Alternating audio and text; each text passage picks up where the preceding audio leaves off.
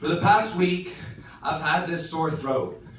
And everyone's like, drink tea, put cloves and lemons in hot water and shit. Save your voice for the slam on Monday, but I can't.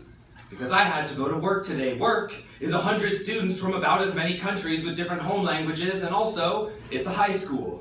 And I'm an English teacher. We're doing a unit on poetry, which is mostly about what poetry can do, what a person can do with their voice. So I couldn't just save my voice for tonight because I wanted to use it today to help them find theirs. Who would I be if I fled because of a small inconvenience? A limiting of range. I'm pretty sure these words might work anyway, and I want something to show them. Teach them that a draft is okay, that they can read from their paper in class if they want to. Imperfection is a risk that is so worth taking. This week, we're doing simile. For example, slamming with a sore throat is like running with a blister, like eating dinner with 2 knives instead of forks, like riding a bike with a flat tire as far as you need to. If I can show them that a simile is like speaking, maybe they can find similes for learning a language. How it is like playing a game that you don't know the rules to, but you are still judged on how well you do. It is like shoveling in a snowstorm, but you've never seen snow before. It's like I don't know. Because I've never done what my students are doing every single day. I have never left my home country, never missed a food like a lifeline, never had anyone tell me to go back like I wasn't invited. I don't know what that was like, and I want to hear their voices. I encourage them to fall back on repetition if they need to.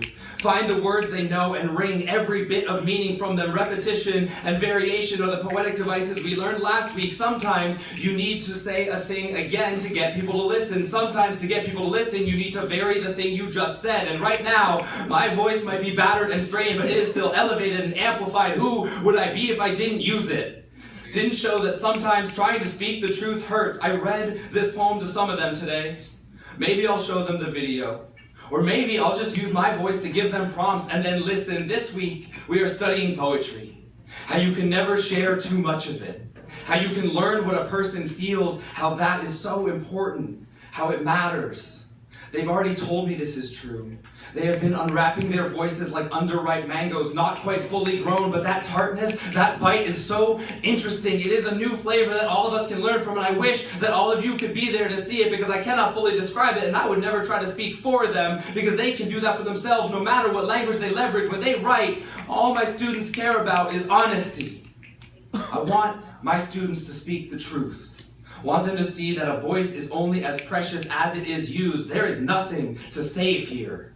There is only share and try and listen and try again and share and listen and speak and try. If you could get someone to listen to you, then blow your fucking voice out. Yes. Sometimes it is better to speak through pain than hide everything in your silence.